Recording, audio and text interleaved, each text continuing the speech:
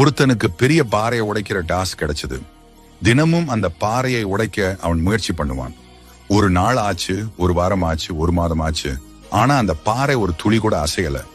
ஒரு நாள் கோபத்துல கத்துறான், இதை நான் எதுக்கு பண்றேன், இது அசாத்தியம்னு நினைக்கிறான். அப்புறம் அவனே அவன் உடம்ப நோட்டீஸ் பண்றான். அவன் கைய பார்த்தா இன்னும் வலிமையா இருக்கு, அவன் காலை பார்த்தா அதை விட வலிமையா இருக்கு. அவனோட வில் பவரை யாருனாலும் அசைக்க முடியாத அளவுக்கு போயிட்டான்.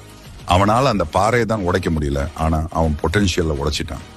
இதே மாதிரிதான் உன்னோட வாழ்க்கையிலும் நடக்கும். எப்பொழுதுமே நீ நினைச்ச ரிசல்ட் வராது, ஆனா நீ ஏவாளாகிட்டே இருப்ப.